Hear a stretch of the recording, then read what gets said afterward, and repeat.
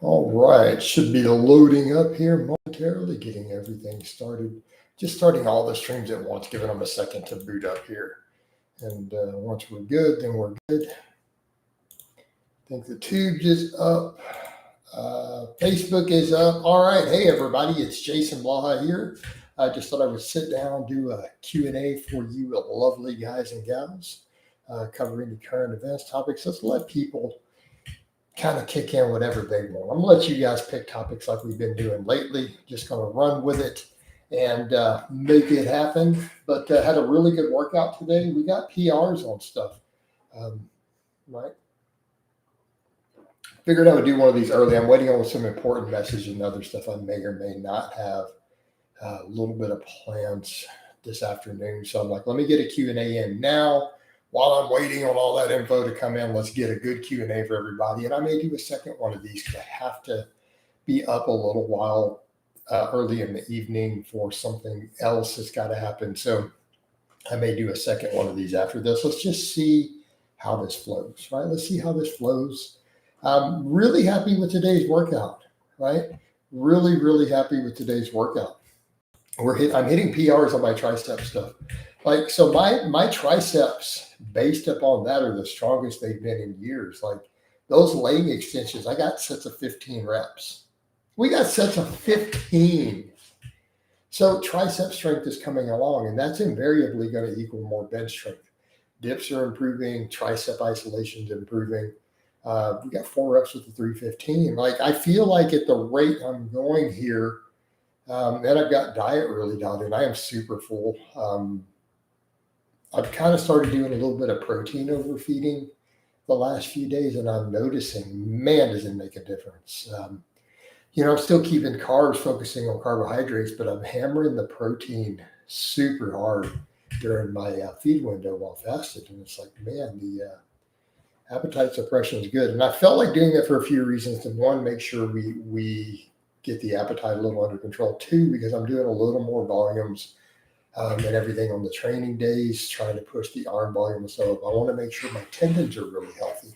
That's something I've talked about too, is collagen synthesis when it comes to protein, right? So my protein is really high, like well over 300 grams right now, pushing probably close to 400. And I'm just kind of curious to see how that does. It's definitely got my appetite blunted. Like I've already eaten most of my food this afternoon. I almost feel like I'm gonna puke. Like I feel super, super full.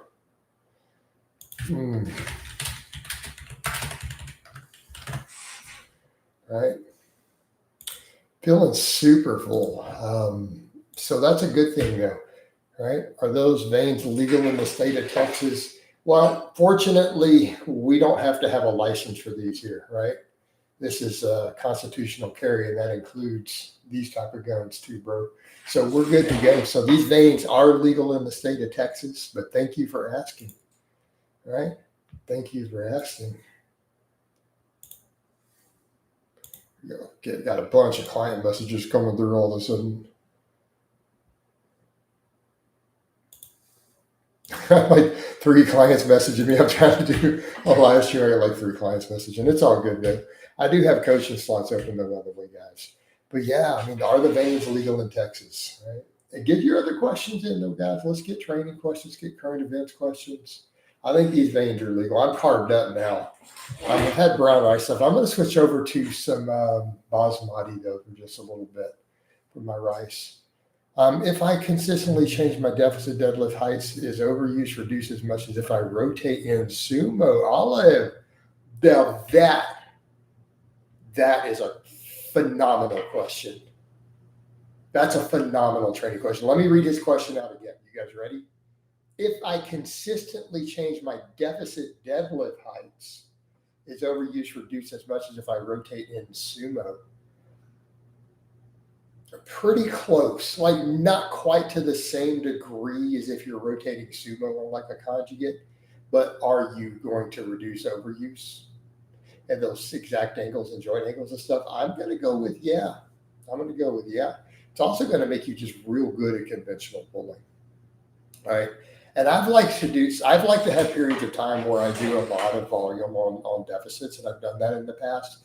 Like for me personally, if I'm going to do a lot of volume deadlifting, I like to do deficits, right? Like when I'm doing like I do now, where it's just one top set 3 days a week, I'll just run a standard deadlift, But if, um, hold on, I'm going to answer this.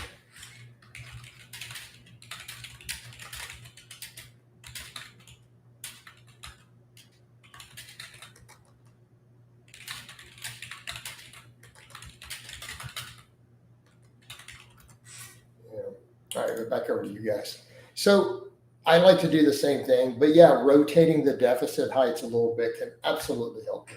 It can absolutely help you.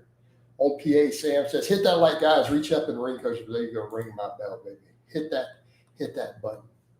Of course, we used to do that, and they used to troll some people. I keep the doorbell turned off during my live streams now. Nobody can interrupt me. I can just close the door. If someone comes in, I can close the door with the soundproofing. We're good. Yeah, so ring that bell, baby. Ring that bell. Ring coach's bell and hit that like button. No, that's a good question, though, Olive. And I appreciate when we get a question to that level of nuance, because we're getting into the serious type questions for stronger lifters. And I want people to be aware when we talk about approaches like he's discussing there, where we're having to rotate deadlift variations to prevent overuse. This is not for an intermediate lifter. Like this is not for you guys who deadlift 400 pounds. Okay. The sort of strategy that he's talking about is for guys who are pulling 550, 600, 700, 800, right? This is where you run into really serious overuse. Okay, and not even necessarily lifting those weights. Like let's say you're repping out 500, and you're doing 8 reps with 500. You're in that range too, right? So when you're at those strength levels, doing stuff like that will absolutely help with the overuse, because we do need to be aware of that. And one of the traditional approaches, like in the conjugate system, is to rotate even your speed work, like in 3-week waves, right? Rotating sumo with conventional 3-week waves, rotating bands, rotating chains, a lot of the dynamic work. That works really, really well in that approach. And because on that system, you may not always do like what I'm doing right now.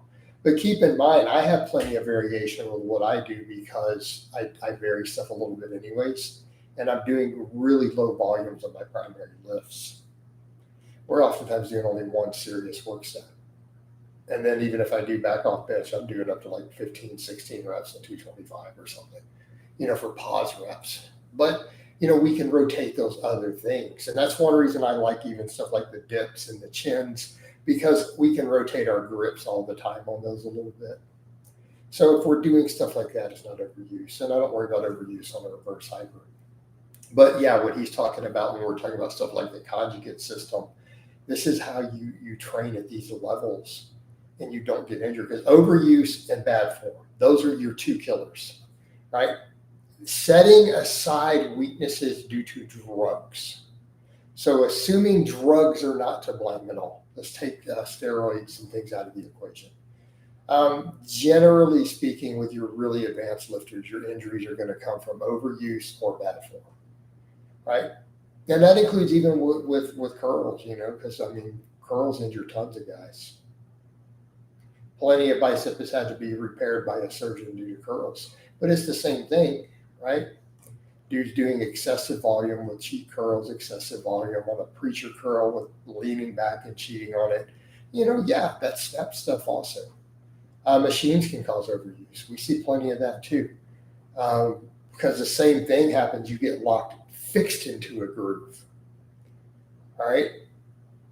You get fixed into a set groove to where you can't vary it so much. That whole idea, well, then all the stabilizers you're moving, it's just, but then you get locked into one exact spot. And then you're beating it over and over. And particularly guys who want to train on machines oftentimes do what? They usually do real high volumes. They're taking that bodybuilding approach. This can cause overuse injuries. Like those are your two culprits.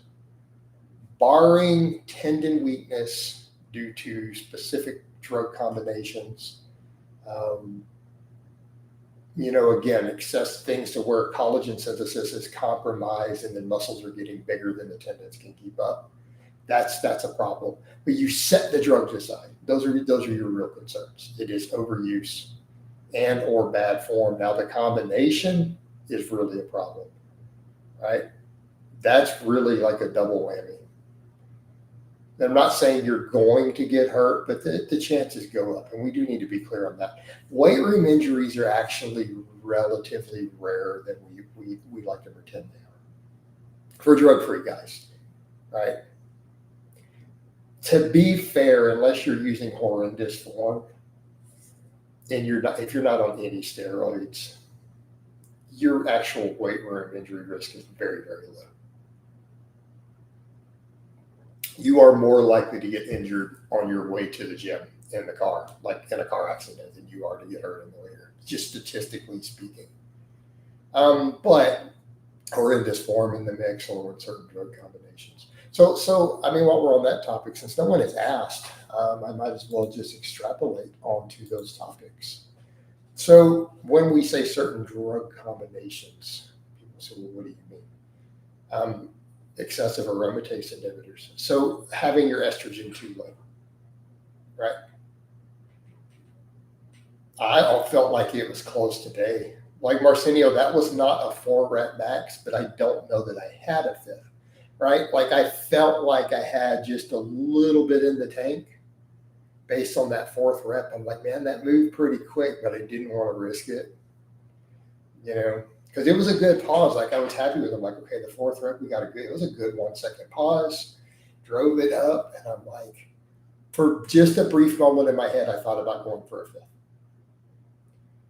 I really thought about trying to grab a 5th rep on that today, but I'm like, let's not push our luck. That was a really good set.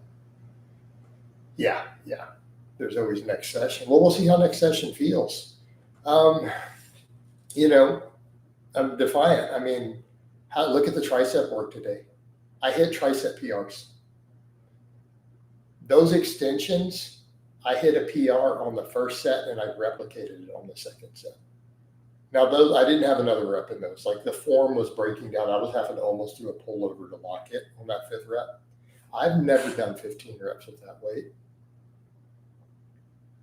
Even when I was benching heavier than I am right now, I've never hit that many reps. I don't ever remember reaching that many reps on a laying extension with that weight. So my triceps are getting stronger. And I feel like invariably we're going to start, that benching is coming up. It was crazy to me, and I hate to have to go here, but I'm like, I'm not blasting any gear. Like I'm trying to it's okay. The coach in me is trying to get my head around that for a moment. Like I hit that really good 350 pause bench. The triceps are getting stronger. I'm getting some real good sets with 315. And I'm standing here going, like, is someone slipping something in my protein shake that I don't know about? Because I feel like at my age and the way I'm training, I shouldn't be seeing that happening. Right? Especially in the normal test range, especially not using anything. So it's kind of throwing me off a little bit. Right? It's actually kind of throwing me off. I'm like, this is coming along really, really well with no drugs. I mean, TRT, but I mean, I'm like at a legit replacement dose. So it really, to me as a coach, is kind of a little baffling. I'm kind of like, this is coming along really well. Your programming, the programming is really efficient right now, though. So it's like, I want to just keep writing out what I'm doing, with the tricep work and other stuff. It's probably some muscle memory there, right? Definitely some muscle memory. But I mean, I'm looking at that going, it's like, I feel like a 365 pause bench isn't really out of reach right now. It doesn't feel really out of reach. which I'll take. Like, if I get that here at 48, 49, if I can get a 365 pause bench on no cycle, dude, I'll be super happy. Be super happy. I mean, that's how I feel about it. I'm like, okay, so we've got this dialed in.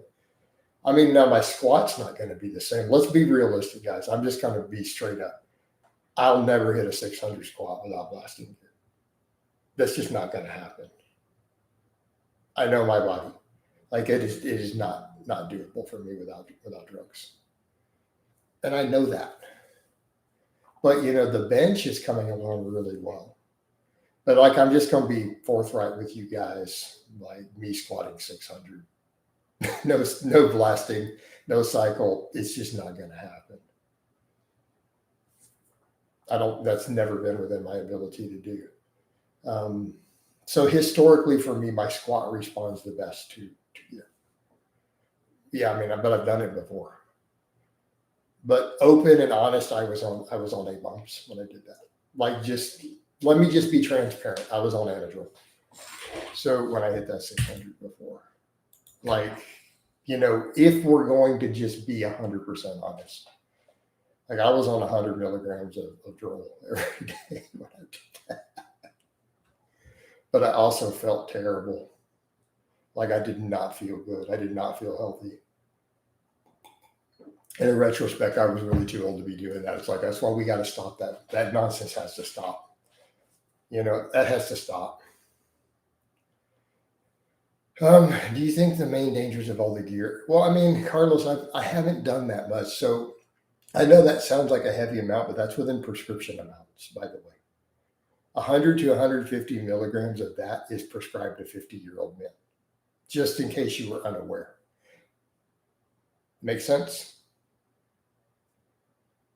I would say my bigger concerns were the keto diets. But I mean, at this point, I had a full coronary workup in my late 20s, around 30 years old, after I had been off of stuff. Like, and I've never replicated the amounts I've used since then. I've never replicated those amounts, and my cardiac score was 0. So I had, like, my EKG was normal, my cardiac score was all perfect.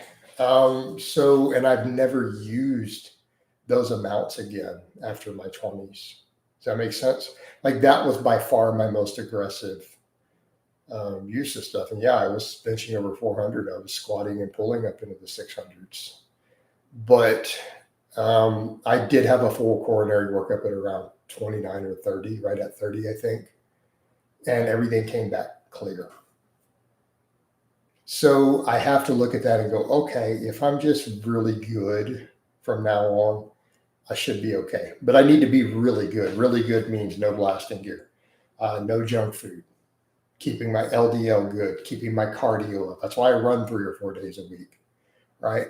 Eventually working down under 200. So I do feel like that's what I need to do,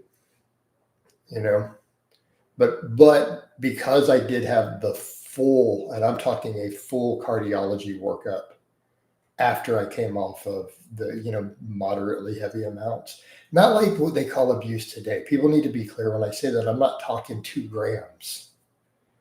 But I was using Tren in my 20s. Makes sense. Like, that's risky. I used Winstrol in my 20s. So the fact that I came back with that clear score, it's like, okay, I feel like, because I've not done all that again later. But at this point, yeah, I need to stick to pretty much a replacement dose of test.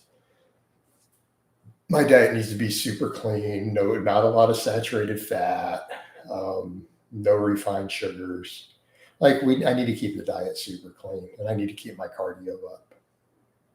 So that's kind of my thoughts on it.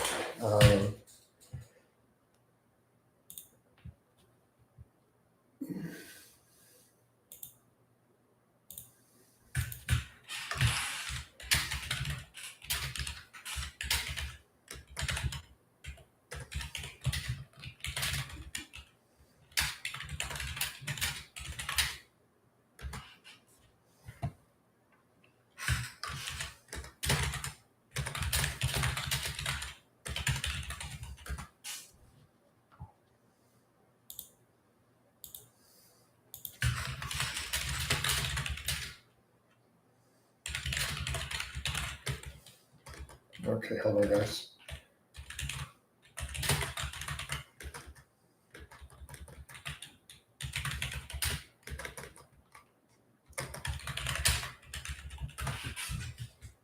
Sorry, the nature of being a coach while I'm doing these live streams. Yeah, it's not often you see a guy doing 50 squat and triple his body weight, right? Today, my birthday is okay to take a break because it's my birthday. Yeah, I think so. You know what, dude? Your birthday, you want to take a day off from training or whatever on your birthday. That's fine, man.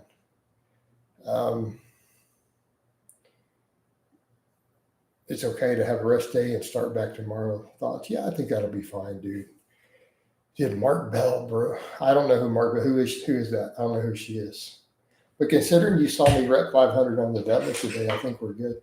Always squat on your birthday base and do stuff. That's right. Birthday squats, man. You got to do them birthday squats. So you cut volume a little if you know a week of very light sleep is coming because of work. You know what, Sam? I like that. Let's repeat his question. Let's repeat his question. He said, should you cut volume a little if you know a week of very little sleep is coming up, like you're preparing for it because of work? I think that's reasonable. I think that's smart. Right? Especially if you're really close to your maximum recoverable volumes and you know you're about to have some overtime and work and your sleep's going to be compromised. Cutting a few sets out, not a bad idea. In your opinion, was the optimal timing and amount of carbohydrates it takes to support athletic performance during an endurance event? Oh man, endurance events, you better carb load like crazy the night before. The main thing with your endurance events is understanding the need for intra event carbohydrates and understanding you may have to compromise fiber intake in order to maximize gut absorption. There is no upper threshold really. It's going to be dependent upon the absorption of your GI tract. So your gut is going to limit you, not necessarily what you can eat. So if we're talking, a true endurance event, like you're going to do a triathlon or an ultra marathon tomorrow, or even a marathon, 1,000 grams of carbohydrates the evening before of easy to digest, very low fiber carbs. As crazy as that sounds, isn't unreasonable. Why? You're looking at trying to, again, keep as much loaded as you can in the GI tract for absorption later, and you want your muscle and liver glycogen to super compensate. But you need to be thinking in terms of intra carbohydrates also, right? So you need to be thinking in terms of, can you get glucose and electrolytes during the event as well? Why does that weird person, he's kind of a weirdo, dude. He's just kind of a weirdo.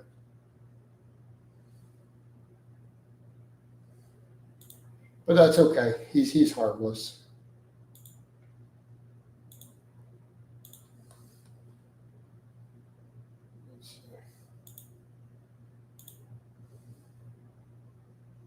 Right.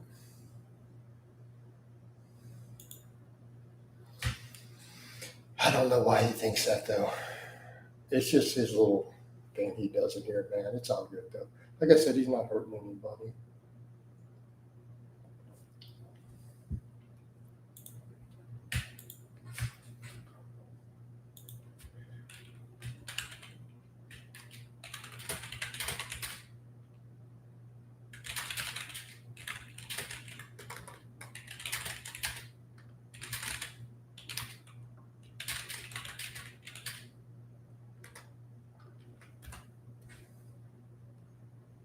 All right. So what else we got going on here? So Carlos, that would be my answer there. Let's get those likes up a little bit though, guys. Let's keep this flowing. Waiting on some important other stuff to come through. We'll see how long this stream goes before that. Like I said, I might end up doing 2 of these tonight. So we'll see how this goes and what happens with my scheduling. But I have to be up a little bit later with something that I've got to deal with tonight. Old Kellen says, simple progression pattern for someone approaching the end of an LP novice program without getting too complicated. Double progression, right? I think double progression is fine after novice LP. Perfectly reasonable. Well, that's important. No.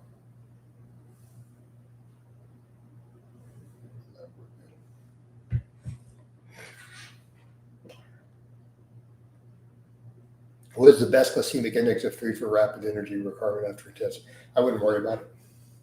Glycemic index is not relevant for most people. Like, you shouldn't care about glycemic index if you're not a diabetic using insulin.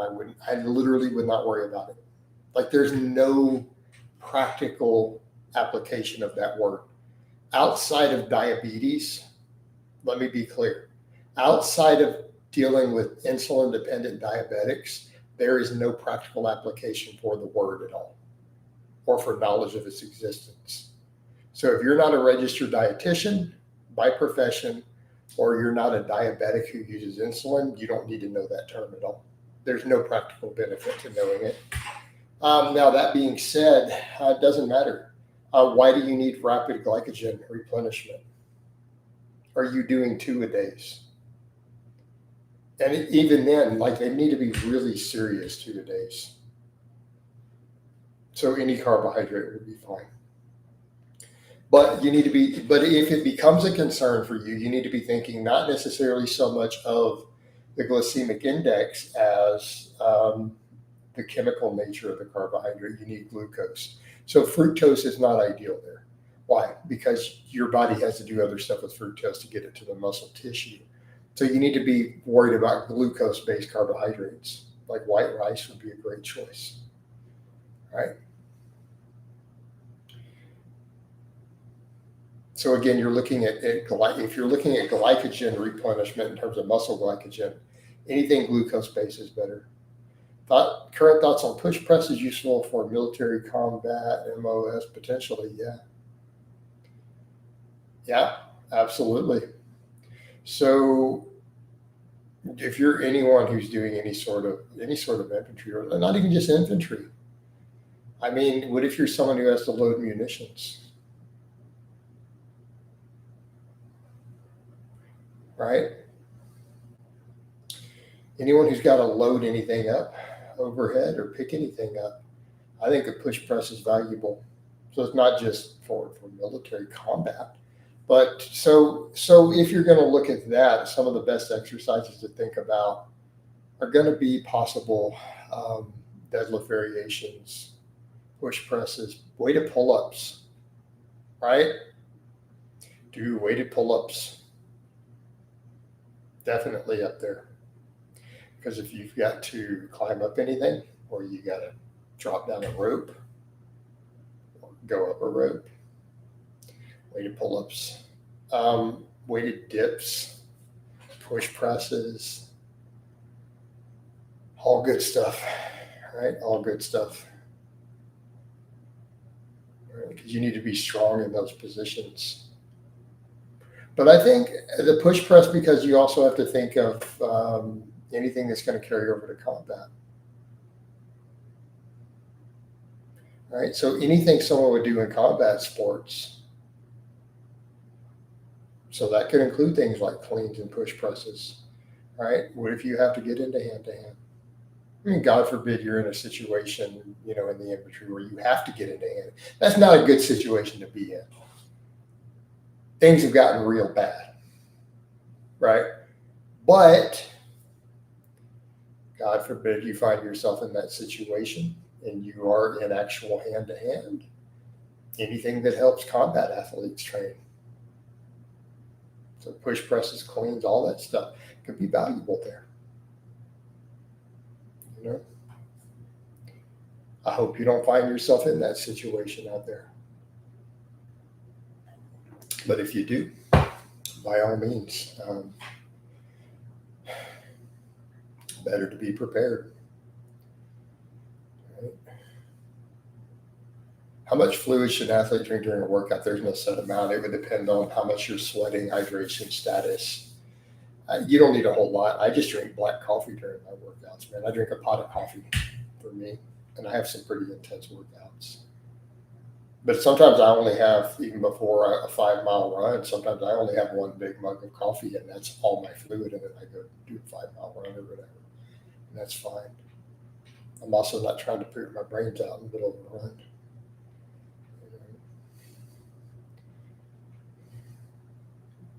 Not trying to have an accident out in the streets.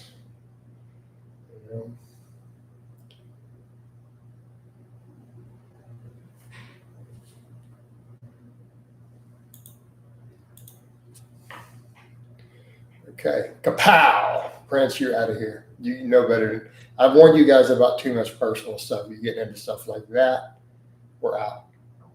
Get out of here. Done. Not having it. You've already been kind of trolly. You got voted to be allowed to stay. Next.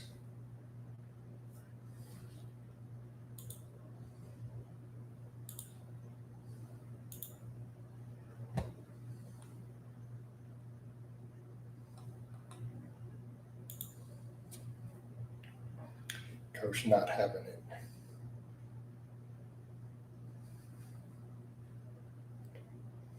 Hey, Jason, what is your opinion on Russians bullying Europeans with their drones in Denmark? I am not up to speed on that one. Hey, Carlos, no, because that's going to be dependent upon temperatures, how much you're sweating. I'm not going to have a formula for you handy on that in the middle of a live stream because we're over to Googling and looking up stuff depending upon how much you're sweating. But during a workout, you may not need that much during a workout, but it does, again, also dependent upon how much you're excreting out with sweat. How hot is it? You just need to maintain appropriate hydration. But hydration is not just water, is it? It's things like potassium, right? But yeah, Luca, I don't have any info on that. I haven't heard of that happening yet. I don't know. When it comes to European conflicts, I'm probably not the best person to have an opinion. It's not my wheelhouse. I'm not always up to speed or educated on it,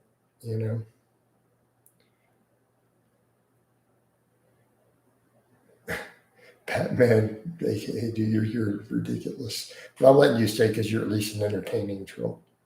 You're not a malicious troll. And people need to understand the difference. I don't have a problem with all trolling. I got a problem with hateful, malicious, stalker type trolls. All right? Playful trolling are good. Okay, I just want to make sure and avoid dehydration. Okay? Well, just avoid dehydration, You can usually figure out on your own pretty quick how much you feel like you need to drink during a workout. This is pretty easy to regulate and figure out on your own. You shouldn't need advice on something like that. I mean, to be fair, that was never something I needed complexity with, even starting out in my 20s. Just stay hydrated. And if you're an elite athlete, then, well, you're going to be looking at hydration status and excretion rates, and that's going to be very individual, right? Depending upon temperature and everything happening. Obviously, a little common sense. If you're in a very hot, humid climate where you're sweating more, you're going to want more hydration. But you don't want to drink so much that it interferes with your training or makes you sick. And then fluid per hour, I mean, how many hours are you working out? What is your opinion on the fact that in the UK, not all the police officers carry guns, that they have separate armed police? As an American, I find that comical. Too many isolation exercises can cause injuries. Yeah, to some extent, it does create the potential for overuse. People forget that they act like the really big movements are what's going to always hurt you. It's like isolation can hurt you real quick too. People forget that. Like for some reason, it's always, oh, the big squats and deadlifts. I'm like, you don't see people get injured on machines. You don't see people get hurt on curls. Happens all the time. Is it important to have a drink with carbohydrates? Depends on how much glycogen you have stored. Let's be clear, Carlos. I train fasted, dude. Straight up. I train fasted, but I'm used to it. And I've done some pretty intense, pretty high volume workouts fasted. So the question is, how important is it? I don't know that it is. No, shh, be quiet, sir. Thank you. Sorry, I don't know. Sure thing. Okay. All right. I don't know why that happened.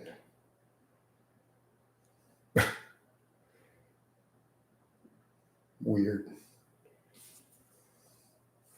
You guys catch all that?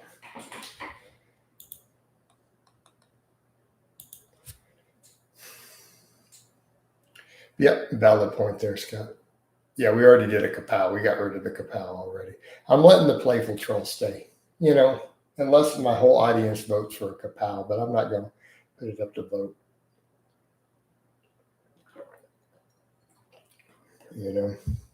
He's not malicious. No, I did a kapow. I already did a kapow. There was one in here already.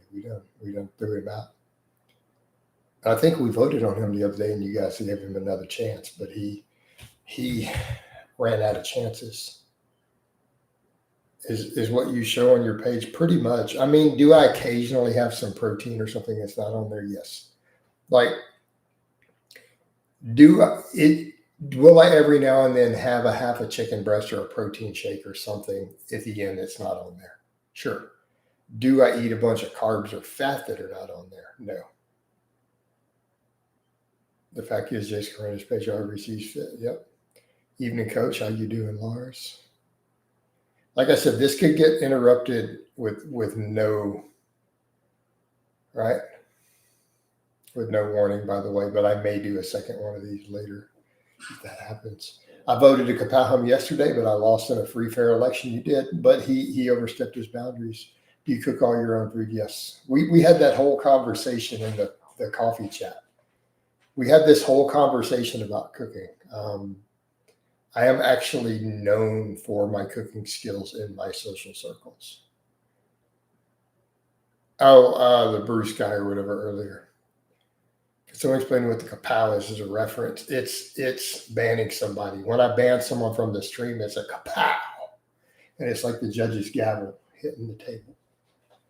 Right? Judge, jury, and executioner. I am the law. Like Judge Dredd, right? I am the law. Right? There was also a song about them, not just a comic book. There was an Anthrax song when I was a kid called "I Am the Law." Right? It's, I am the law. You won't fuck around no more. So it was about Judge Dredd. Right? I am the law. I judge the rich. I judge the poor. I'm lucky my wife is a great cook, so I never have to make anything. Right? Nice kapow next. Would I ever run for governor of Texas? I think you could make a cooking book. I could if I really wanted to. Right? Because we had that in there and I was explaining how to spice foods. I mean, I'm from Texas. We know how to cook meat. Right? But right now I keep it as the bare minimums, it's nothing complicated. Right? So if someone said the same thing, I linked like the chicken. They're like, how do you make the chicken look so good? I'm like, it's just about temperature and the time. You just want that char, right? You want a little bit of a bark on it. But I mean, the only thing I'm seasoning that with is, garlic, paprika, a little bit of Lowry's. But I cook it at a really high temp so that you get that char. I cook it at 425 for at least an hour. So you just want that bark over where all the seasoning has been put, right? Do you like 357 mag? I used to hand load it. I used to carry one too. I used to have a Smith & Wesson. But I haven't messed with 357 because I'm an auto guy. Yes, I'm aware you can get a few on those. People are going to be like, why don't you just go 357 SIG? Because it's not the same thing. It's just a neck down 40 S&W to 9mm. And then you got to deal with a stepped neck for reload. It's just not worth it. Especially if you could just go and get more capacity with the plus P on 9mm, which is what I carry.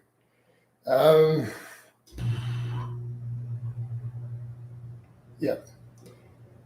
Stallone's Dread movie is underrated. I agree. I think it was a good movie, right? Let's vote on that. So Stallone's Judge Dredd movie. I'm gonna give it a solid 5 stars. I have a model. Oh, so is that a Marlin? A 92 lever action, passed down a 357. Nice. I've shot one of those. There's a person obsessed with being Batman and Mark Bella's being this, so he is weird.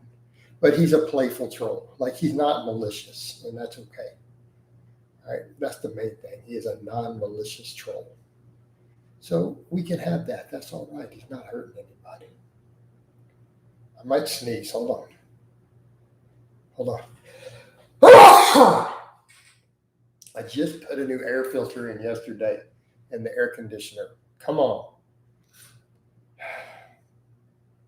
I just put the new filter in. And why am I sneezing? Vagina game. I don't know who that is.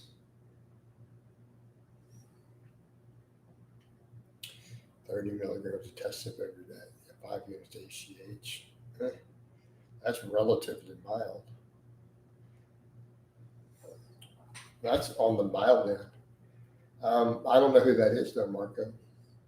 Is that some fitness person that's not me? Because as far as I know, I'm the only fitness channel out here. There are no others. Right? Have you ever had anyone cook your meals for us and I monitor my seat? If you need to keep up with that, you could. Like you should definitely find out what she's putting in it. Have I had people cook my meals before? I've had somebody cook some of mine before. It's been a long time. All right. My first wife, while I was working a lot of hours, cooked a lot of my food because I worked 5 12-hour shifts, 5 to 6 12-hour shifts a week. So during that time period, yeah. But that's been forever ago. 20 years.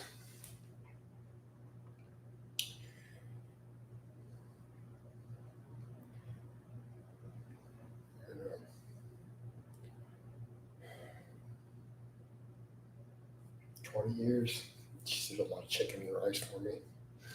I used to just take that to work, and I used to do even then because I was still lifting and training.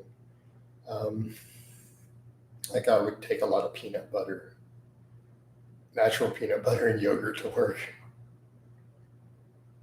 Yeah, it was what the job required, though. Like it was a job. It was a minimum. Like your baseline was 512s, Monday through Friday, and then some weekends with overtime. But it was time and a half past 40 hours, and then double pay on holidays.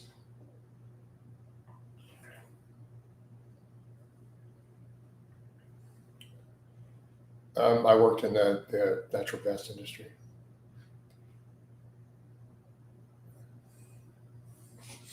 Oh, my nose. Keep up.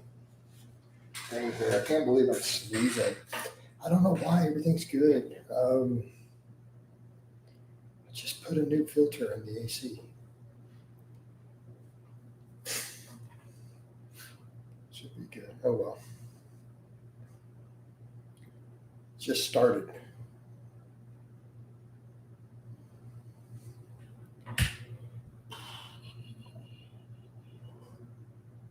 Yeah, I used to hit the gym on the way home a lot of times from that job.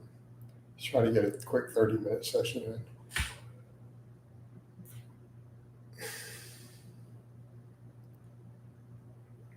I was thinking conventional deadlift develops the hamstrings better than RDLs. Stiff leg deadlifts, I think, are the best for pure hamstring development. Off a deficit, I don't know that they're better. Coach, veins on point. Yeah, the veins are good. We definitely got all veiny today. Got hard and vascular. Let's check the forearms. How the forearms doing, guys? Let's rate the forearms. There's only 10 people watching. What just happened? It's trickling down. I may need to do one of these later to boost this back up. Get a forearm rating. All right. Well, that's right. I recall you talking about that before. That wasn't a mechanic. It was a mechanic before that, off and on. That was, I was a team leader for the warehouse at that point. I was given that job instead of being field service mechanic anymore. But again, that was a long time ago. No, the mechanic work was contract. It wasn't directly for the corporation with a normal job. It was all contract for them. So it was seasonal oftentimes. The hours were long, but it wasn't hard labor. Now, industrial mechanic work is hard labor. You pick up a lot of heavy parts. I mean, yes, you use cranes and forklifts, but you're still going to pick up 40, 50, 60-pound parts regularly every day. Particularly if you're changing valves and stuff or cylinder heads on a lot of those units, you're going to be doing a lot of heavy lifting. All right. Now, things like pistons and rods are all done with cranes because they're too heavy. You start getting into the 500 or 1,000 pound or more range. This is cranes.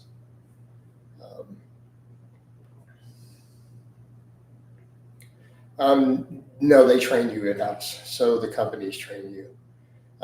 It was family for me that my dad was a field service manager and then he was an upper management later. So that gave me an in. So I was I got training right out of high school for that job. But I'd already had mechanical experience. I had done like a college prep auto mechanic course in high school. And we messed with cars and built engines. And my dad and I built cars to street race and drag race with and stuff all through my teens. So I had mechanical experience already. Almost entirely small block Chevys, so 1843652. And every car guy will know what I just said. But no, it was in-house training, so they trained all the contractors, even for that specifically when they hired you. So yes, I did go to a school for that, but it wasn't a certification because it was all company owned. It's not like there was a separate certification. It's the company that owned and manufactured the units hired and trained their own contractors. Julia Newman was the best Catwoman there ever was. Right? Maybe. All right. Coach, can rowing movements be done more often than benching? Maybe, possibly. I've often programmed them a little higher for a lot of my lifters. You're less likely to get any overuse, yeah, because of the nature of pressing on your shoulders. It's kind of hard to get overuse on rows. Not saying it's not possible, but I mean, I've done really, really high volumes of rows in the past. But my back still wasn't as big as it is now. Just pointing that out. So my lats and stuff are bigger now than when I used to do the really high volumes of rows. Thoughts on crushing grip and pinch grip and support a grip like axle bar does, all equal.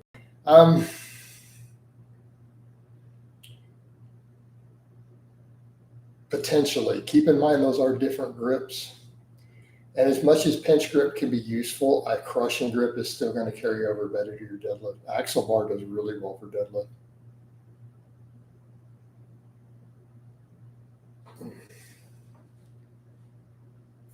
Okay. Kapow! Get out of here, Carlos. Stalker. And you also lied. Right. Coach, you should make a new full body routine. It would be nice. I'm considering moving to full body for a while. Going a bit dead in my 4-day split.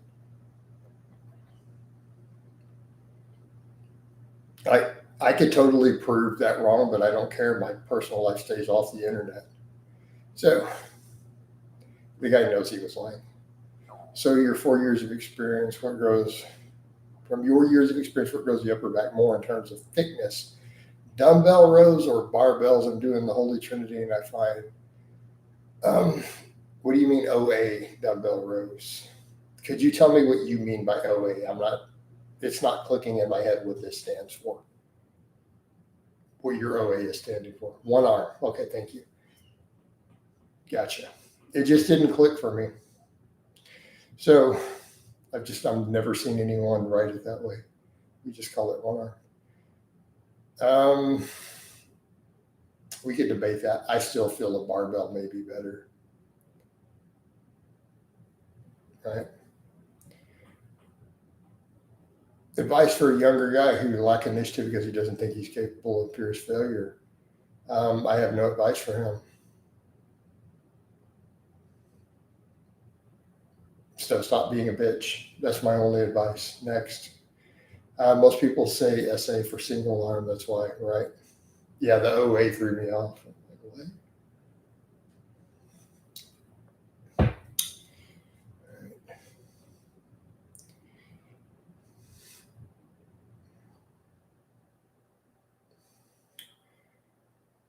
Yeah, it sounds like he needs to just suck it up. He needs to suck it up. Taylor on the Facebook squats today, top set of 360 times 5. Nothing. I think 360 times 5 is pretty respectable. Right? I think it's pretty respectable. And this is a slower time slot today. I thought maybe this time slot might do good, but it's a little slower. We might run it out a little while though, unless my other thing comes through. I'm waiting on somebody to message me.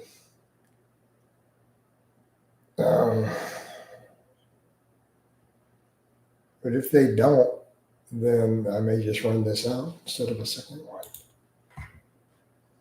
I don't know.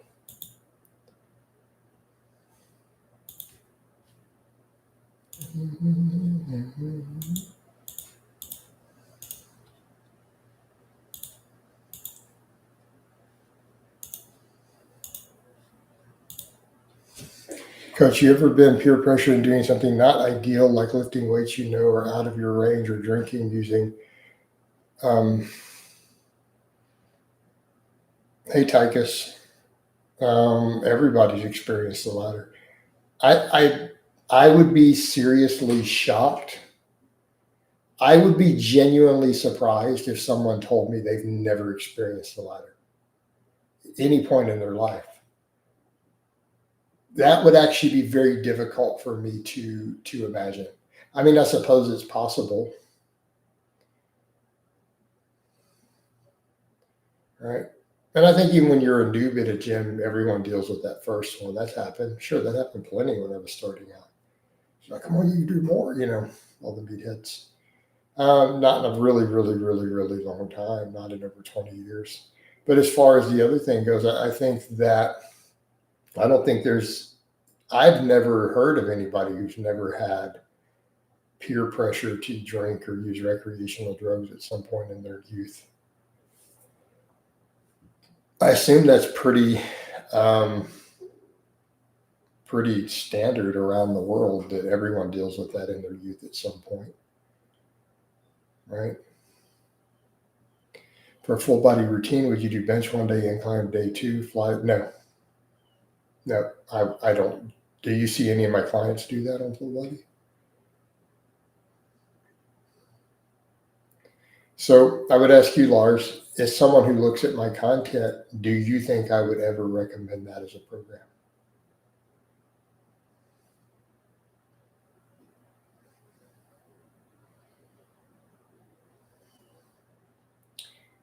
Do you see me ever rotating 2 chest presses and then a third workout and a full body, a chest isolation in place of it? Does that sound like something I would endorse or sign off on a program? Just based upon your knowledge. Why don't you just alternate the flat and the incline?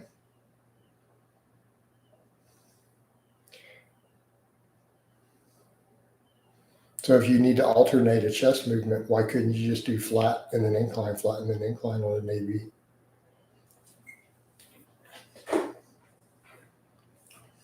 If you need a secondary exercise, but let me ask you this. Do those seem appropriate as a primary chest exercise?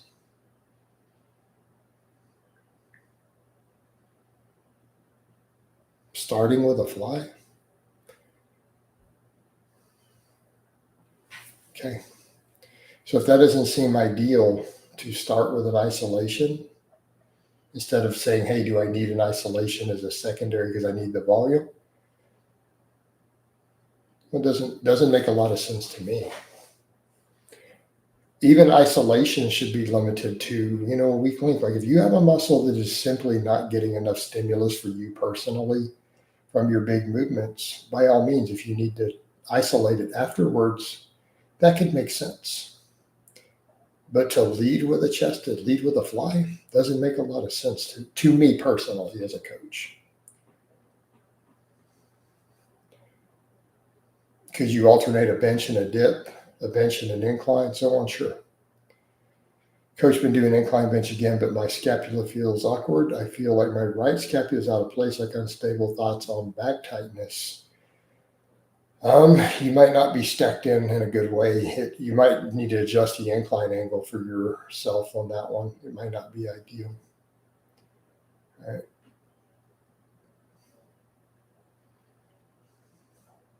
You may want to look at your touch point also. You may want to look at where you're touching. See if you can find one that's more comfortable. I get it. So you may have to play around with it a little bit, find one that's not putting it into that bad spot. So it might be because your arms are so long, it's pushing you into a deeper range of motion. Yeah. Yeah, you're going to have to find your groove a little better.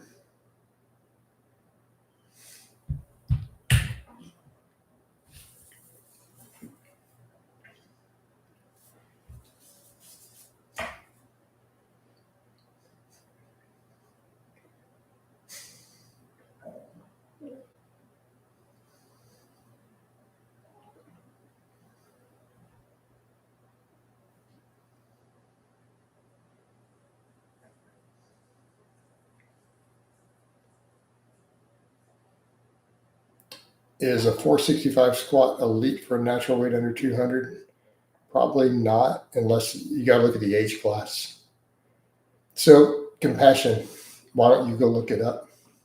So, instead of asking me to go Google the chart, you could go look it up. Because for me to answer that, I'm going to need your weight and your age, and I'm going to have to go to a calculator.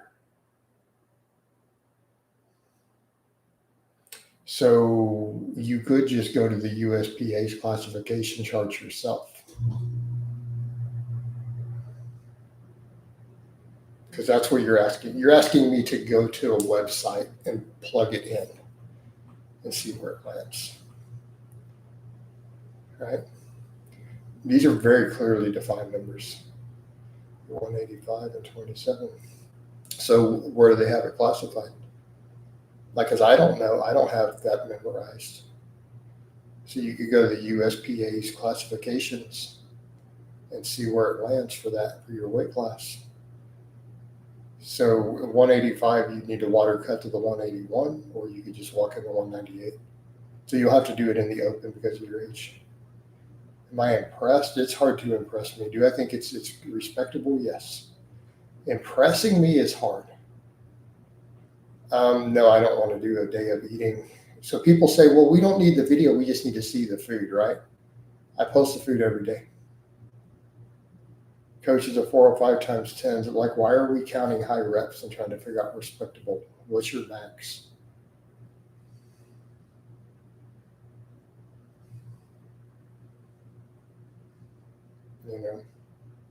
It probably is, but realistically, you got to look at it and go, well, where's your max at? Anything 500 plus, though, is probably respectable. And I'd assume you could do 500 if you do 4 or 5 or 10. But the problem is you plugged in that. It's like, well, it's not really how we rate strength. How about 315 bench? Yeah, I think it's decent. All right. So I've given you guys baselines. Like try to get to a 315 bench, 405 squat, 500 deadlift. These are good, respectable strength bases. No one can really hate on those numbers unless you're really, really heavy body weight. Like people can't realistically hate on those. I get it from an elite powerlifting perspective, they can. But realistically, in terms of gym numbers, you're in the upper echelon, right? Like if you can hit any of those, you're in the top 1% of people who work out easily. You're in the top 1% of guys who work out.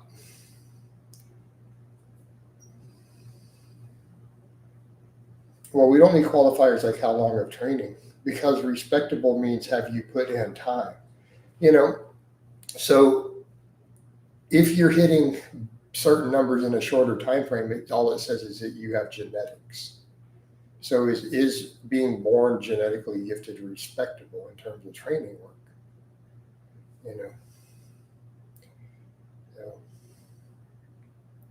That's like saying, was Julius Maddox's first day bench pressing respectable? He's never benched before in his life.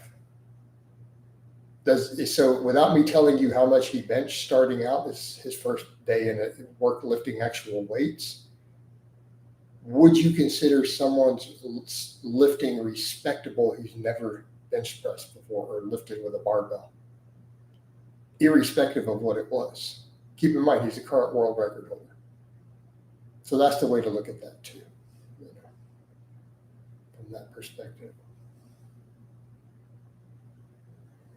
If I tell you what it was, you'll freak out.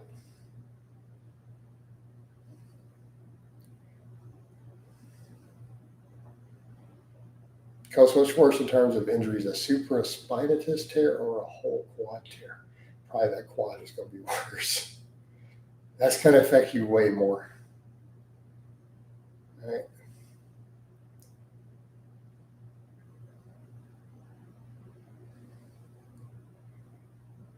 Yeah. So 315.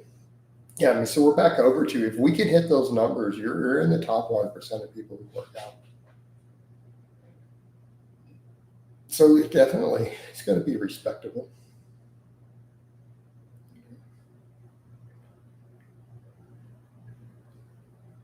I had to work for my bench. Like I could squat from day one. My bench was weak. For me, benching was really, really hard. I had to work for every pound.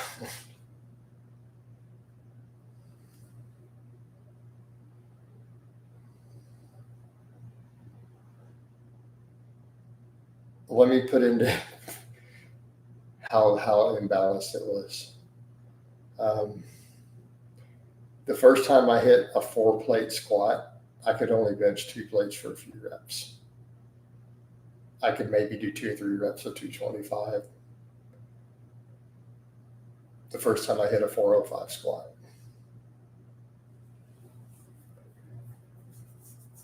I hit a 225 squat my first day in the gym, but I could only bench. I would struggle with the empty bar. Like getting like 5 or 6 reps with the empty bar was really, really hard.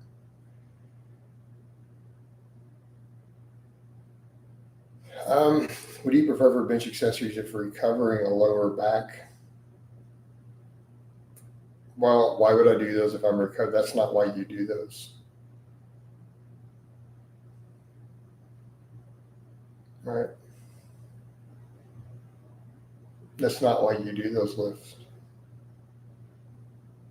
Your low back is just fatigue. You could floor press. You could do a dip. All right. So why do you do those?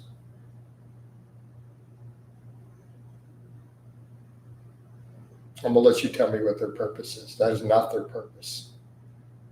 So because your low back is fatigued and you need it to recover, that's not the choices I would go with.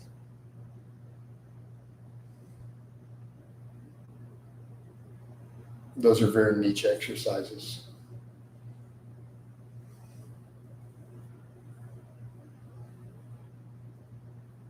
It's when you want to practice no leg drive.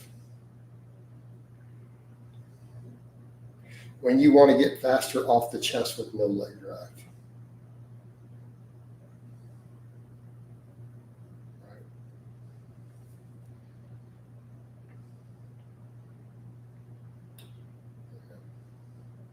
Good chest builders.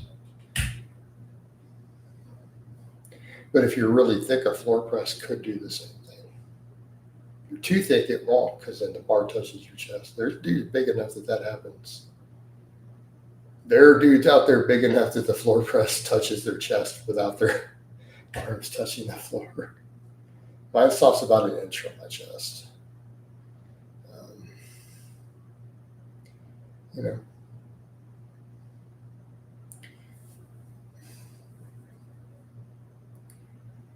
So, no, I don't put feet up on it. You can put the legs straight or you can put your feet down on the floor press. It's fine. But no, I don't like the feet up benching personally. I just feel it's a pec tear waiting to happen. It's me personally. I mean, you can do it. Right? I just feel like if you're a wide grip bencher, it's a pec tear waiting to happen. I guess unless you're using the safety arms. Not saying it's a bad exercise. You know? It's just that it's not necessarily special there. And it's not even about carryover because your technique is different anyway. So it's not necessarily the movement pattern carryover. Floor press will do the same thing.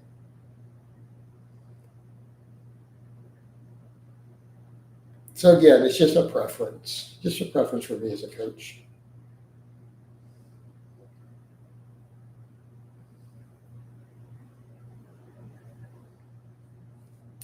Okay. Right? That's what it is.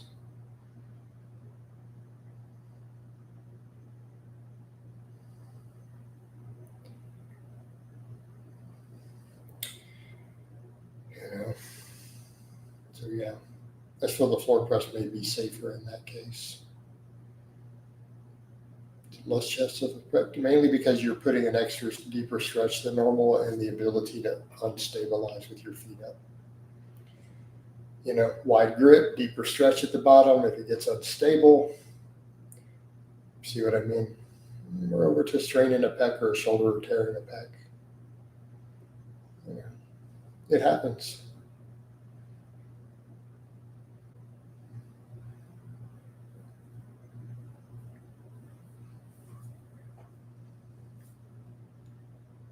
Not saying it's going to, it's just that, you know, you're adding a small degree of risk. It may not be giving you any real benefit. And I know plenty of guys who do these lifts and like them. I know some big benchers who like them. But I know some who don't do them at all.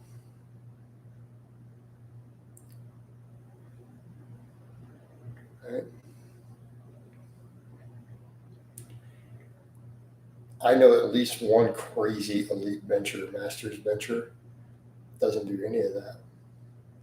He does nothing but pause benching, closed grip benching, reverse grip benching, the different rep ranges. Now he obviously does other stuff like triceps and stuff, but for his chest, that's all he does. And I've seen him bench 540 raw. Yeah.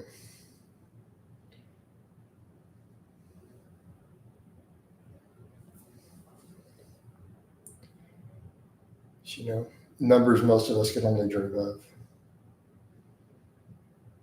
So he literally looks at that as like, well, if my lockout's weak, I do closed grip bench. And we say that, but it's like, we're talking, when I say that, he's like, I'm talking sets of 12 with 315 on a closed grip type. Ridiculous. You know, and improves his lockout strength. It's disgusting. Yeah, you know, just do it as back off work. Do it as an accessory.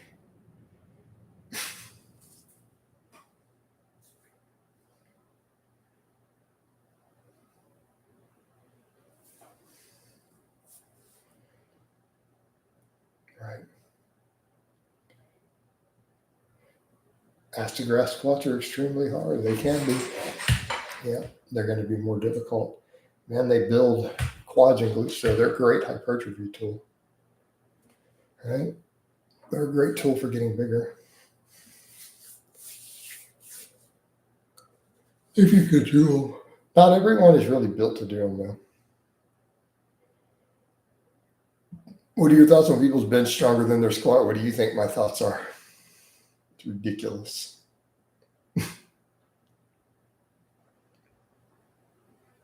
Unless they're Julius Maddox, we'll give him a pass. Like if you hold the world record in the raw bench, we'll give you a pass on that, because you can still have a pretty strong squat.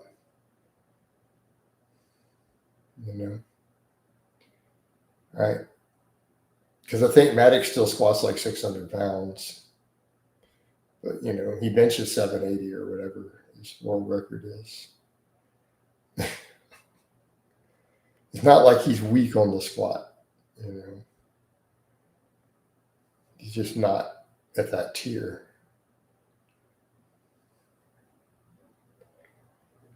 He benches more than he deadlifts too. I think his deadlift is like up in the 600s, whatever, like 650 or something, which normally would be respectable with the fact that he's just that insane on the bench, Like, can we really hate on that? In that particular instance, I don't think that we can. You're like, he benches more than he squats and deadlifts, but he squats like 600 and deadlifts 650.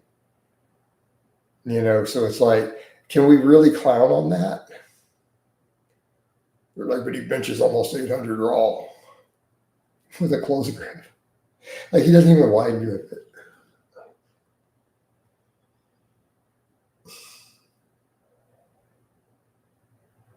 Because a guy whose record that he took benches all the way out, index finger all the way to the rings and arch, and he walks in and beats his record by like 30 pounds. Like 4 inches inside the rings. It's like, are you serious? Well, Alan, unless they're Julius Maddox, that was just the example we gave. Because he only squats like 600. But got that world record bench,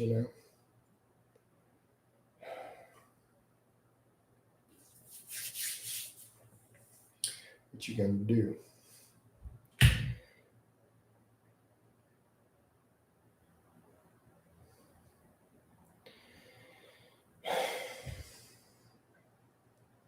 So, so I guess it's really comparative to relative, like how much weight are we talking about? Those are extreme cases though. So why did I just did something I tell people not to do. All right. I just did one of my own pet peeves. I just pointed out the extreme outlier in response to a question. That is very hypocritical of me, by the way. I'm going to acknowledge my hypocrisy on that, by the way. Is that fair, guys? I did something that I've told other people not to do. Quit doing that. I just did it in a live stream. So I do want to acknowledge that is a little hypocritical on my part. Is that fair? Just I need to acknowledge it. So let's set aside those extreme examples. Generally speaking, yeah, I'm going to make fun of it. What if someone bench 375 and squat way weaker and does not look? Well, then they don't train legs. Like I'm not gonna respect it. They need to train their legs. Quit skipping leg day, bros. Come on. Now I get it if they were in a wheelchair or something. I don't get it if they're missing a leg. I've seen dudes with one leg do powerlifting meets still have a big right leg. Yeah. So, just saying, guys. Just saying. All right. They definitely don't have my legs. How we doing today? Let's see how How are the legs doing today, guys? Let's get an assessment. All right, rate the legs today, guys. How are we doing?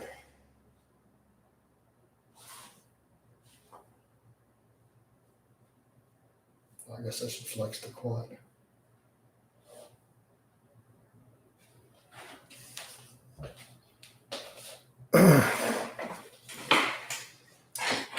And they also talk about warrior mindset, how hard they train and talk.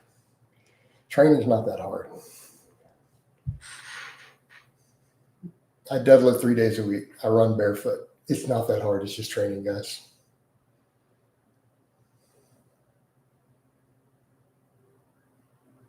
I'm almost 50. I do work sets of 500 on a deadlift 3 days a week.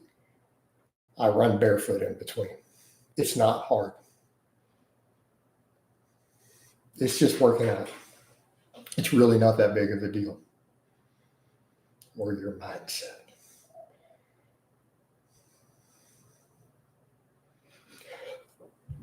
Dude, you're lifting weights, man. Come on.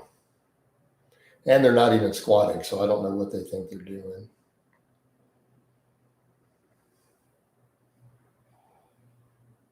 I mean, I don't know what to say about that. They're going to talk about how they train hard and they don't even squat.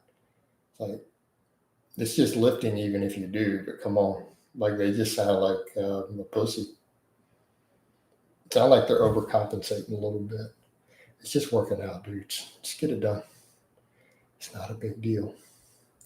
I feel like that's almost gatekeeping, and it prevents people from getting fit when you have these clowns who act like training is really, really this difficult, hard thing. And then it gives people, it nocebos them, really. Right? Yeah, because most warriors who fight wars train in the gym pretty hard too, on top of the other stuff they do. Like, right? Do they not? Don't most guys in the infantry do some pretty serious lifting in the weight room on top of all their other stuff? And then they go be warriors separately? Just saying.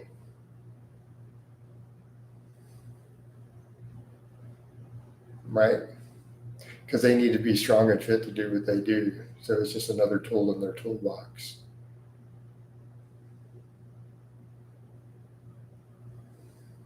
Right? But if that's all you're doing, you're definitely not where they are.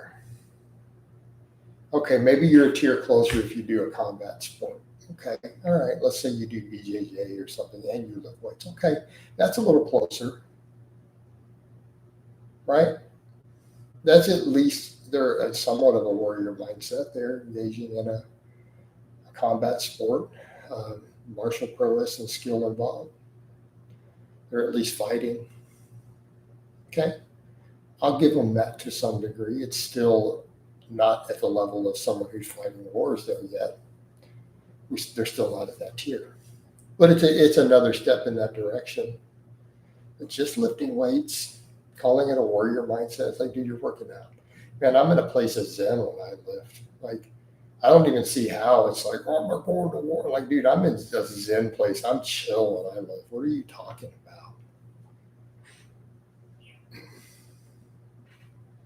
Call it a meditative mindset, a monk mindset, maybe. I don't know. We're lifting weights, dude. We're just building our bodies. We're just building our strength. We're getting fit. You know? Just working out.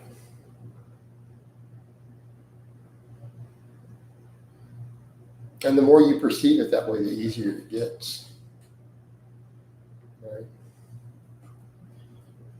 The easier it gets.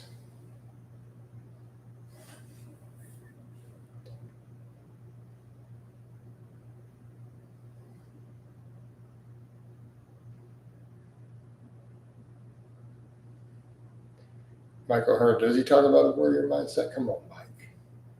But he also claims he's natural. So, you know, I can respect his training philosophy while still laughing at the rest of it. Like, you know, I'll give nothing but respect for his training philosophy.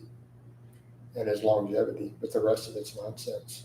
Then again, he's also another fitness personality, so he doesn't actually exist. He's a fictional character. Why are we talking about him at all?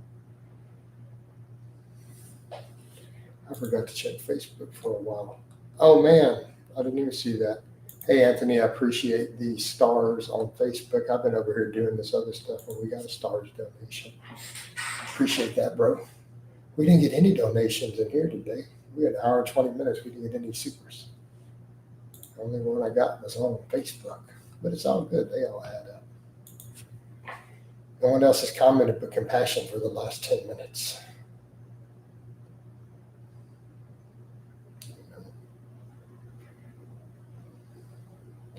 Yeah, it's not a race. We're just lifting weights, guys. It's just training. You got to be chill about it. I used to take that other approach when I was younger. I mean, I used to do it. I used to promote that, and I used to say that same sort of silly stuff, talking about hate the way that with speed work, and there comes a point where it's like, man, it's just a meditative thing, right? It is. I'm kind of just in my zone and a place of zen when I train. It's even when I run. I just go run barefoot. It's not a big deal. My feet are tough. They're adapted to it. Not really a big deal, man. We just do it. Right? Michael Hart and act tough, right? I don't know. Suppose he needs to. Right? It's just a persona then that he's putting out. It's just lifting weights, man. I'm at a point in life I don't feel the need to project being tough. Like, who cares? Right? Nobody in their right mind is going to try to mess with me anyways. Who cares? Why project anything?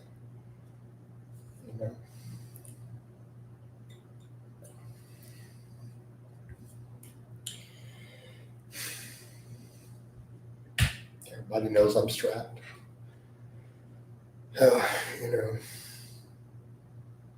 Stay strapped or get clapped, homie.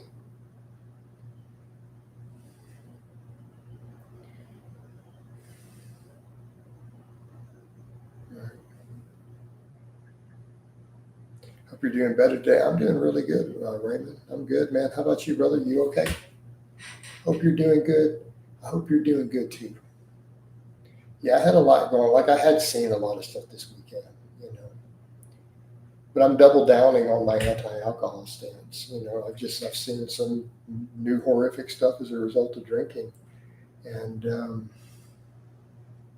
not me drinking. I'm over 6 years sober, but I'm already insanely anti-alcohol, and I'm about to double down on it. I don't even want to be around it anymore. Like, I used to be okay with being around my bros and stuff when they drink, even though I don't drink, and it's true that I don't even want to be around people drinking anymore. It's just how I feel about it. I've just seen so much horrific stuff as a result of alcohol in my life. I just don't want to be around it anymore. People poison it. It's a poison of the body, the mind, and the soul. It really is. Nothing good comes from it. Not one thing.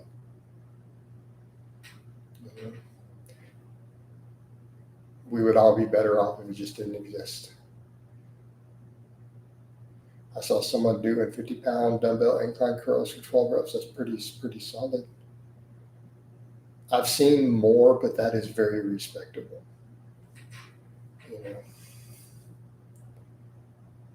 They probably have pretty dang good biceps, right? Probably have pretty good biceps. I don't think I've done more than about 32, 33 for 12 at the most ever on an incline curl. So stronger than I've ever been at them that I recall.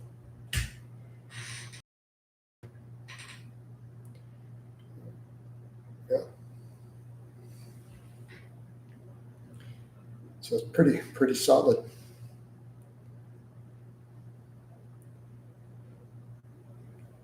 Not that I've ever been really strong at curls. I'm not exactly known for my curling strength unless I'm doing cheat curls. And I've done 185 cheat reps.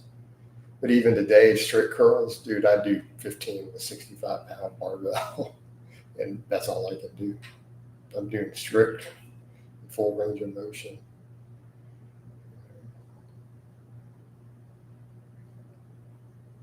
But that's the way I'm treating curls at this point. It's like, am I trying to move weight or am I trying to just build the biceps when I do them? You know, if I'm going to bother to isolate my biceps, I might as well just focus on building the muscle. And I know that's very, very bodybuilder sounding. But in that case, you know, if I'm going to bother to isolate something like that, probably should take that mindset to it. Check the ego. You know, check the ego on it. Ask what are we trying to get from it. But that aside, I mean, if they're strict full range of motion incline curls with 50s, and they're getting those sort of reps, they probably have really good biceps. You know, so that's solid. Raymond, you didn't chime back in, man. How you doing?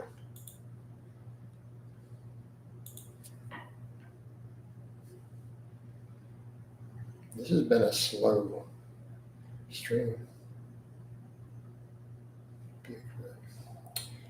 You guys ready for it? You guys ready for it? We're about to wind up the band hammer. You literally watched me rep out 55 pounds on a neck harness. Come on. Now, and I'm very bald. I am very bald. But the fact that you're going to say that I got a weak neck and a weak head, we're not putting up with that. You guys ready for the band hammer? There it comes. Got to warm it up. Peppermint, we need a kapow. Peppermint. Okay, so let's build up to it. Band hammer. We got to get, hey, compassion, give us a kapow. Come on. Got to warm it up. There it comes. All right, the first kapow has been typed. Hands are getting warmer.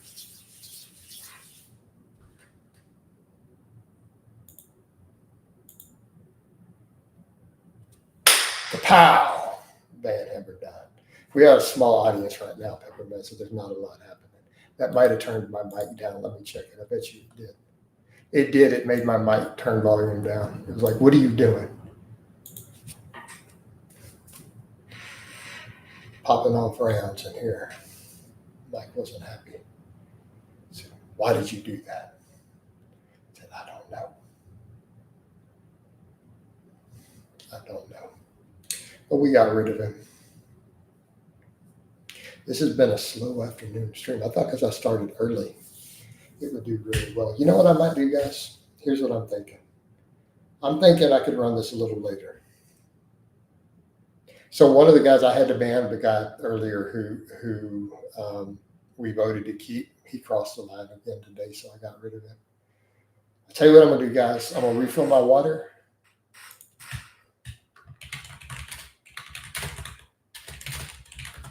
I'll run this one a little longer. I'm going to run it out a little while. But I'm going to refill my water. I'm getting dehydrated. All right.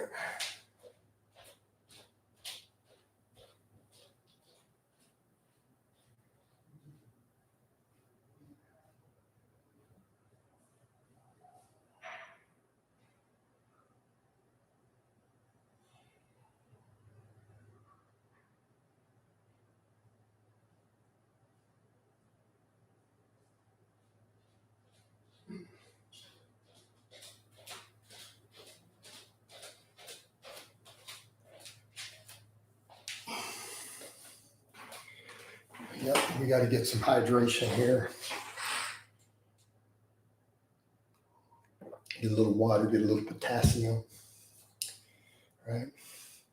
The veins might be shrinking. I might be getting dehydrated. The veins will start shrinking down. They'll be like, let's talk music for a minute. There's no other training questions that come in. You know what I've been really listening to recently and really enjoying? Do you guys know who Ren is, the independent artist? Watch him here on the tubes. So if you are not familiar with him, his high rend video is a great intro. And then the Tale of Jenny and Screech, the trilogy. Absolute musical genius. Peppermint, he's British too. You'll like that, right? I don't know what genre I would place him in.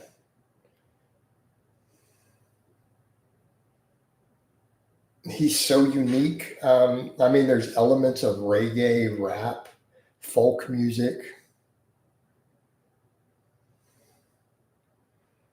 Guy's phenomenal on an acoustic guitar. He even taps on an acoustic guitar. All right. Like he did some crazy tapping on it at the third part of the Tale of Jenny and Screech. So yeah, absolutely, Peppermint. Go check it out. Like if you guys are looking for some interesting, different music that I, as a musician, really appreciate. The guy could sing. He's great on the guitar. His storytelling, his singing ability, his creativity is definitely genius level. Like he's functioning at a very, very high level. But it's just thoroughly enjoyable. So what I will say, what do any of us who are musicians, like, what do we look for? Like, does someone move you? Right? Like, do they elicit emotion? Right? That is the mark of a truly talented musician, if they can get an emotional response from you. And this particular guy does it. So it's not always about technical ability. Like, we all agree Yngwie Malmsteen is an amazing guitarist, but is there any emotion conveyed in it? Not really. So yeah, check out Ren. So do you guys want me to link it? I'll link the high Ren, and you guys can find the Tale of Jenny and Screech. Just like Nirvana, right? Yeah, Kurt Cobain was not a particularly good guitarist, but his ability to create emotion in his performances. So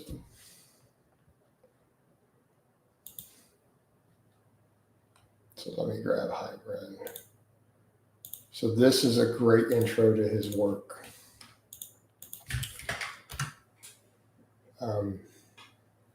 If you watch this, you'll understand. Also, keeping in mind, this is someone who, his backstory, the guy was signed by Sony as a musician, and then he came down with an autoimmune condition. He couldn't perform. He lost his contract as soon as they signed him. He lost his contract, was hospitalized. They misdiagnosed what he had. They thought he had a psychiatric disorder, and they gave him all sorts of antipsychotic meds, and it turned out they misdiagnosed him. He turned out he had Lyme's disease and was misdiagnosed. So he didn't get medicated for his Lyme's disease. He was misdiagnosed and given psych meds for Lyme's disease. And it pretty much hospitalized and disabled him. He lost his original music contract, and then he's come back and he does independent stuff. That's a good intro to him right there. So check that out. I think you will appreciate it. And he's British, so you Brit guys will appreciate it. All right. Bench is good, man. I hit my tricep. I'm PRing all my tricep exercises.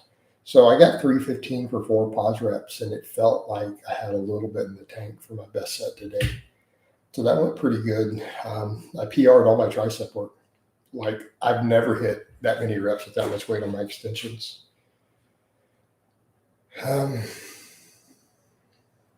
So I've probably scaled my food back a little bit. No, not 215, 315. So yeah, 315. I did 4 pause reps today. And I felt I had a little more of the tank, but I didn't want to risk it. So I did that. But I'm PRing. My triceps are getting stronger every week. So I feel like that's going to translate over really well. I've basically just bumped my protein way up and scaling back overall food intake back a little. Like I'm jacking my protein way up for control appetite, but it seems to be helping just overall recovery, tendons and stuff. You know, yeah. So I might start leaning out a little further just due to the heavy protein feeding. You know, like I don't feel like I could eat anymore. I know I haven't hit my maintenance calories for today, and I feel completely stuffed. I'll probably just force down some protein. I didn't take my protein. I've never done low protein. You mean why did I take my protein down to 200 grams?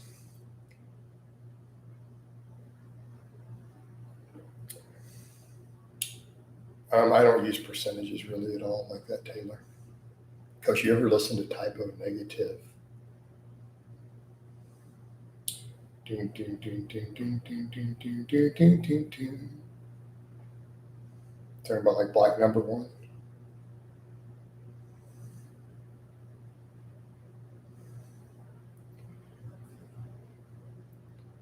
Let me see if we can get it right. She's in love with herself.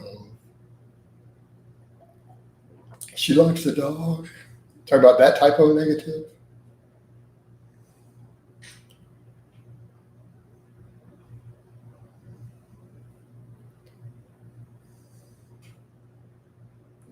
What's your diet like to make gains?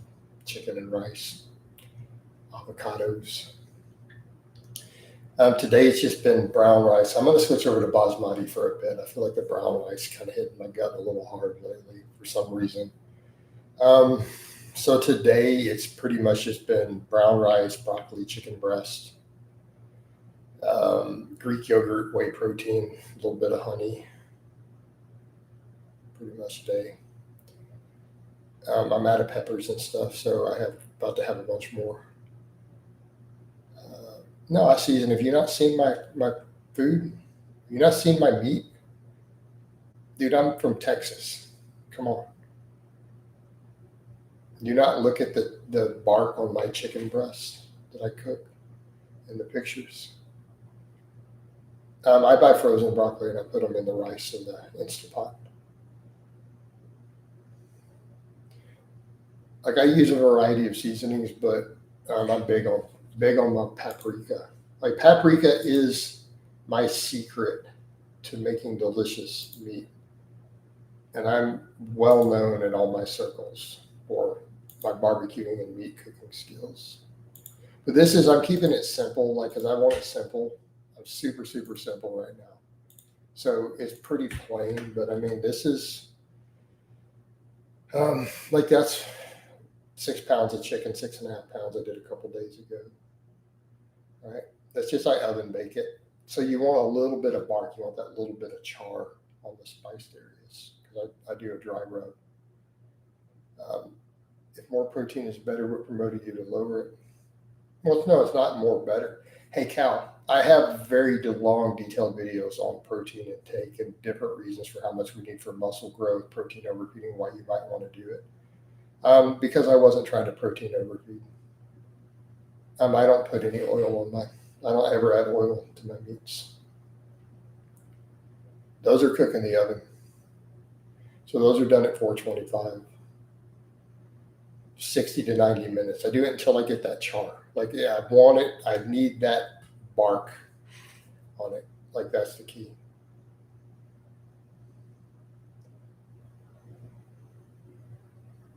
Yeah. I watched your live this morning where you touched on Texas barbecue methods. Traditional Central Texas style is an offset smoker. And not everyone, post oak is common. So the offset smokers, they're usually people hand weld them. My dad had one like that when we were growing up. I don't know if you call it major awards, just local barbecue competitions. I mean, dude, there's tons of barbecue competitions. I don't follow them personally, but I know that a bunch of my family did a bunch of them. Like, all through their area here in Central Texas. So I don't know if we would call them major awards. I mean, they got plenty of little ribbons and stuff. Coal or gas? You use wood. Are you talking Texas? Yeah, there's competitions. Why? It's just good for recomposition. Okay. I've done some protein overfeeding in the past. I just decided for better appetite control, better thermic effect. Plus, with the way I'm training, I just want to make sure tendons and stuff are good. Eventually, but I'm not going to discuss it with you guys. So if I tell you I'm doing a meet, it's a lie. Purely to distract haters. So I'm never going to announce a real meet that I'm actually going to do ahead of time. I haven't done it in the past few. I just showed up. Yeah. Now, I told you guys my plans. I said I'm going to open a gym in Oklahoma next year, right? That's my plans. So all my haters can obsess. They can go figure out where and dedicate their whole life to it. Yeah, I'm going to start a gym in Oklahoma.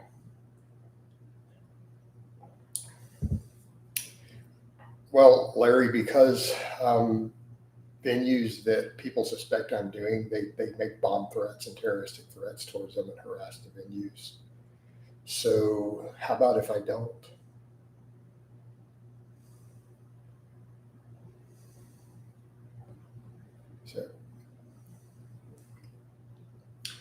So you guys will not get any warning before I do another meet. I'll just show up. So I did it my last meet. I just showed up.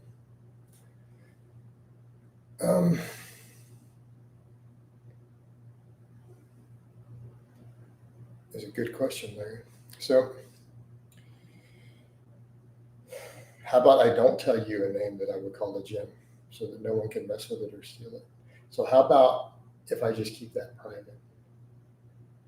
Lars, how's that sound? All right. I'll just make one up. We'll call it the, let me think of something. See, the gym in Oklahoma is going to be called Boo Boo's Barbell Club. All right. Sounds like you really considered owning a gym. Yeah, Oklahoma, Lars. We'll start one next year. All right. Well, Cal, we should move on from that topic. Let's get over and talk about other topics. Squatting Slav fitness base. There we go. Squatting Slav. All right. We were talking about barbecue. Why are we going to talk about all this? Good afternoon, Chris. What's up, Dropkick? So he is right. It is offset smokers. Post oak is, yeah, definitely a popular choice. I forgot that. I've seen hickory, though, too. I've also seen maple, but post oak on an offset smoker is solid, absolutely solid. You cannot go wrong with that. All right.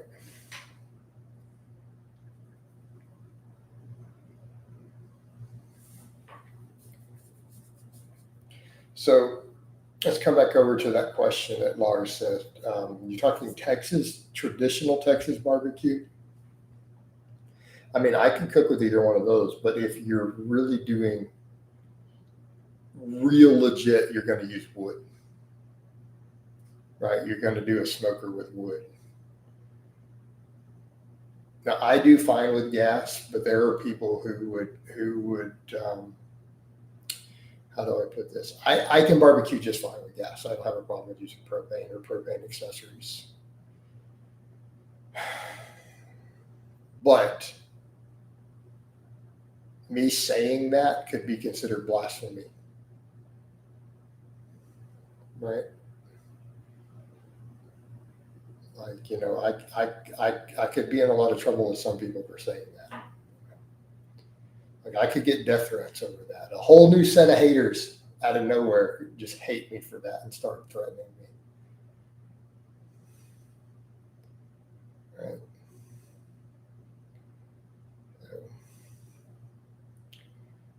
yeah, there you go. Hickory mesquite are used more as you go towards, but I'm more towards East Texas. But I did grow up in Central Texas.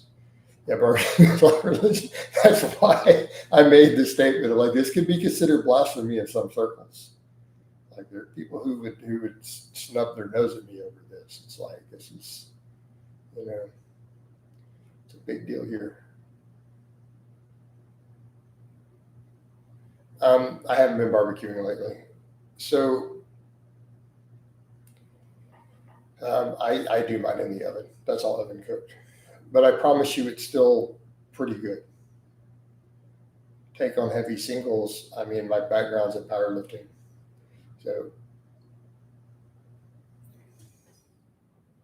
does your barbecue family bash you? No, no one cares because I'm just doing meal prep for lifting purposes. I don't have time right now to do all of that, you know. So I'm getting the closest I'm going to get that most people would consider really delicious. Like to the average person who's not a barbecue snob, my food's pretty good right now. Have you been to Franklin's? No, I've not. There's some pretty good ones. I mean, I've had a lot of mom and pop places, like a little hole in the wall, that are absolutely amazing. It doesn't take much time to barbecue. Oh no, did you really just say that? BMW, Texas. Would you like to explain this to him? No, it takes 8 to 12 hours. Like if you're talking, like they're talking about that quality, Cal, convenience. So how about we don't go into my personal life and the setup of my home or all of that as to why I do that. So let's just skip that and just assume convenience, you know. So I really don't want to set up all the stuff to do that. Yeah, 12 to 18 hours of Texas style brisket. We British don't get how barbecue can take that long. And yet, so that's the thing. So there's your example. When Gordon Ramsay came and had one of the best barbecue places in Texas, Gordon Ramsay and his crew of guys and those chefs tasted it and said this was some of the best food they've ever had. So you're talking what he's talking about. No, I've never considered being a personal trainer for a gym. No. What are the symptoms of overreaching? If you've been chronically overreaching, insomnia, low back cramps, reduction in strength, like measurable reduction, like significant, elevated resting heart rate. How did you find your time in the UK when you used to live there? I mean, you're going to have to be a lot more specific than that, you know. I mean, that's a whole set of conversations, you know. Could you ask something very specific about the UK? Because I mean, I lived there for 3 years, so do we need 3 years of stories? You know, so what are we asking? I like the history. I like a lot of the people. I find the standard of living in UK to be pretty abysmal compared to most of the United States.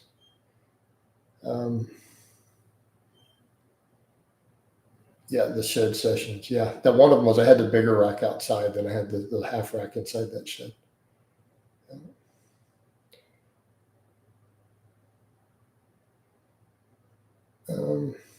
No, it's just convenience, Cal. It really is convenience. You consider starting a meal prep company? No.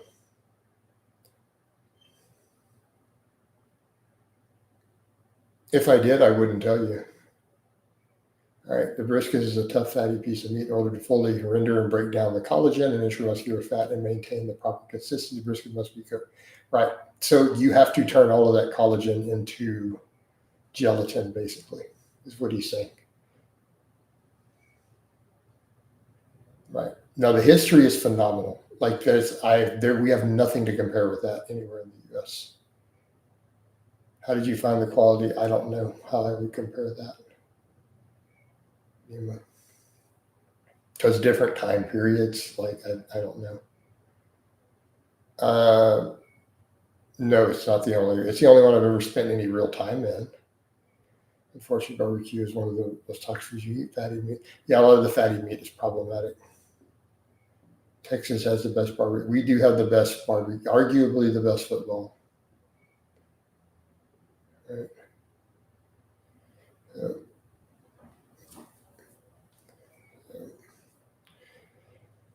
Let's. But I think most people agree. Most people agree that Texas barbecue is the best. I don't really see people arguing against that anywhere. Taylor says just got a nice 370 tough 7 on back squats. Nice, good stuff, man. Good stuff, bro. Who's best president? Yeah, I'm gonna go with Reagan. Yeah. Right. Reagan got stuff done. Right.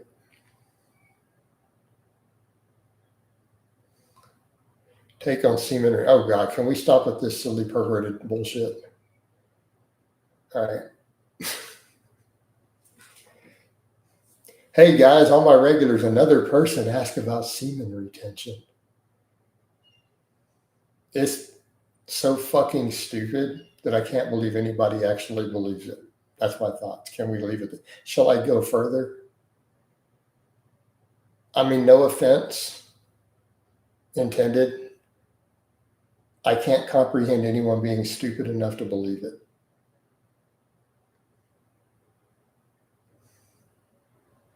I can't comprehend anybody being dumb enough to believe it.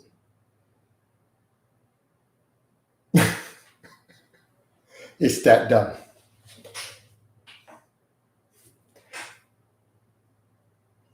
Like, yeah, let's just all get prostate cancer and hope and pretend the gains fairy is going to give us magical muscle growth or no possible biological pathway. So basically, you want to not get any more gains, but you want to be frustrated and increase your risk of prostate cancer. Got it. That's all you had to say, man. BMW, are you just copy pasting that? I think he's copy and pasting. That might be Prince on it all. Yeah, because I've already banned him. I just dropped the silly semen retention thing. Just stop, guys.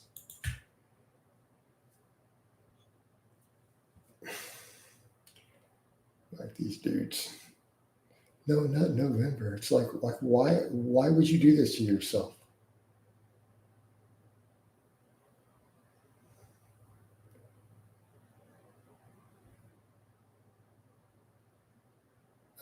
From a sport performance point of view, you think we're going to see even more cases of CTE from MMA? There's an argument going around it's not as bad as boxing. I mean, we're going to see a lot of cases of CTE from MMA over time. It's off the top of head barbecue nerd, right? Yeah. But again, Texas barbecue. And again, let's be clear. It's not like this is just Texans saying this. Let us be clear. Gordon Ramsay has even come and had Texas barbecues and been like, wow. And it really is. So it's not even the case of people saying, oh, have you had this best one? I have gone to little mom and pop places in different places in Texas and had like 10 out of 10 quality barbecue. Right? I mean, I've seen some like there was one of them I had once. We passed through, and I got a friend who lives near in this little town called Cut and Shoot. Yes, that's a real town.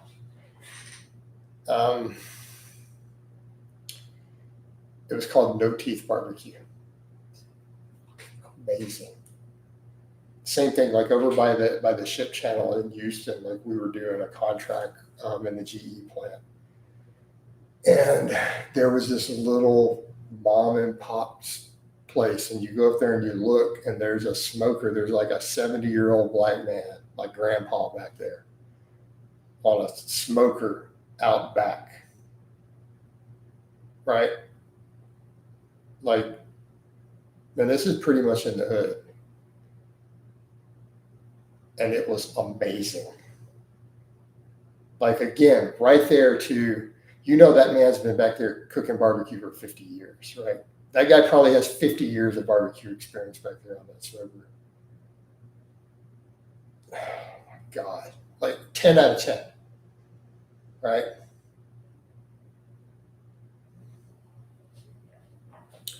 Right. I've heard of Franklin barbecue. Yeah. You know, but the thing is, you go to any of these little mom and pop places, and you have someone who's got 30, 40, 50 years of experience running that smoker. You will find some phenomenal barbecue in just these hole in the wall places. You know. Well, Cal, you know that I'm very anti-alcohol. Okay, thoughts on polygamy? I don't want to talk to you about polygamy, Larry. All right. Only other states with barbecue bragging rights are Tennessee and yeah, but it's all pork. Right? They cook pig. We do beef. Right? Which famous woman did you have a crush on when you were young? Sandra Bullock. Right? The hole in the wall spots are the best barbecue spots. Yep. Yes, barefoot running is good for your feet and ankles. This was Farrah Fawcett. Can UK ever compete with American food? I mean, America's a big place. So are you talking, can it compete with some of our regional cuisines here in Texas? I mean, your Indian food's decent. Don't get me wrong. The Indian food's not bad. Okay. In fact, I've had a couple of hole in the wall places that were Indian food in the UK that were solid. Right? They were solid. But are we going to compare that with Texas barbecue or Tex-Mex? Right?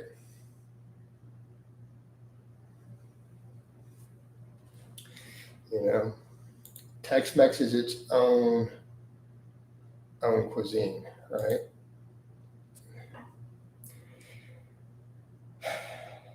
It can get pretty good too. All right, it can be pretty good, and it's kind of the same rules.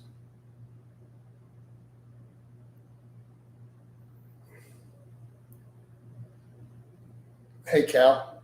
I mean, this sort of banter here is actually what gets you banned. The whole thing. Just go with the flow, dude. Quit arguing. Quit acting like a bitch. Acting like a bitch is bad. You're right there. So chill out, dude. All right. So the same thing. So if you're here in Texas, let's say you're visiting and you're looking for the Tex-Mex, those hole in the wall places where grandma's back there rolling tamales, you're gonna get some good food. Right? You're gonna get some good food. You know.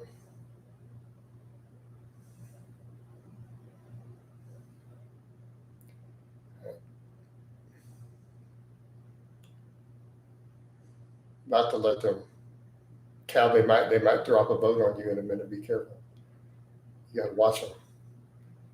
We do have some democracy here. Just saying. All right.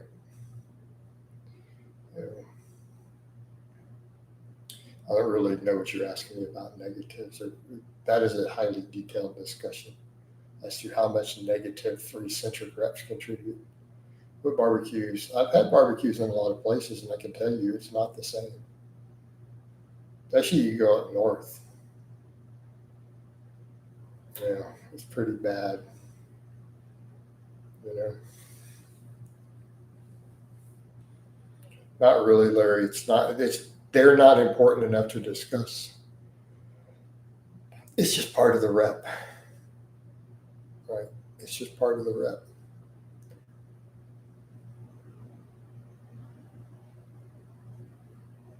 Right. Jason, still loving what you said to me last week on the 3 F's of fitness, right? Fitness, financial, and family, right?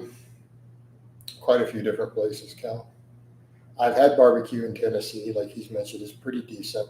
I've had barbecue in places like Illinois, Michigan, other places. They don't compete. New Mexico, it doesn't compete. Arizona, it doesn't compete. Tex-Mex is a legitimate regional cuisine. It's completely separate from authentic. Yeah, absolutely. Just let's be found in abundance through Texas, right? Right. Yeah, Tex-Mex is its own thing, right? It's its own regional cuisine. I'm a big fan, by the way.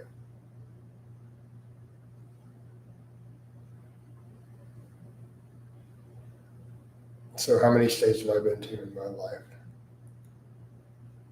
I'm going to try to go down the road. Besides Texas, obviously, Texas, I've been to Texas, Oklahoma, Arizona, New Mexico, Colorado, Arkansas, Louisiana, Mississippi, Georgia, been through Georgia, Florida, so we're up to 10. I've been to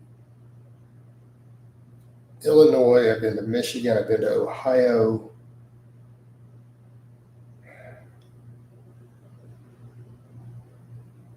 Tennessee. I know I've been to Tennessee. There's a couple more. I'm not remembering them offhand.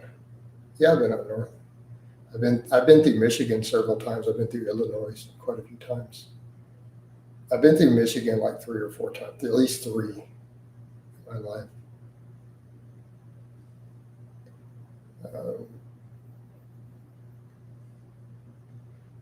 Is Elon overall good for America, or is he deserving it? I don't think he's deserving of the hate. No. I don't know if he's been good or bad. I can't really say overall. So roughly 15 to 20. I think that's fair. Do you do much grilling? No, not currently. Yeah, so at least 15 to 20 different states, somewhere in that range. Yeah.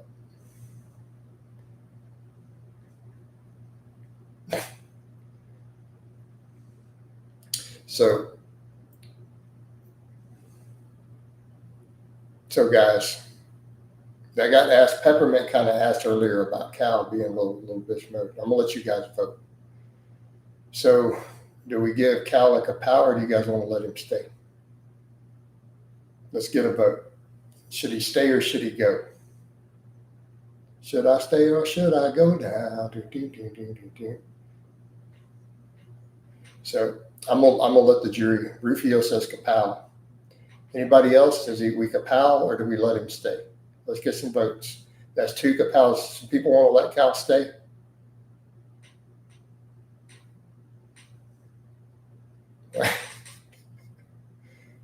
He says if he can pay you for coaching. Larry gave him a Kapow. If he pays, well, North, how about if he drops a super chat? Let's see. Tried the house-rated barbecue joints in Kansas City. It was a complete joke compared to Texas. Man. Oh, Lars called for a BAM, so that's a Kapow. Guys, does anyone want to give him a chance to stay? North American at least gave him a chance. There's been 4 Kapows, Cal. They felt you being too bitchy. That's 4 so far. I'm gonna leave the voting open a little longer, guys. Let's leave the voting open a little longer. I'm gonna give him a little longer. Lars says give him a chance, pay to stay or Kapow. Rufio said you got to pay. Rufio dropped a super chat this morning. He says if you can ask a good question. Oh, wait, you're changing your votes now. A coach question. We are changing y'all's votes around. Hold up. Hey, Bruce Wayne, what's your best deadlift? My best deadlift on camera has been 635. One day it'll be one of us being Kapow. Then there will be no one left to vote to save you.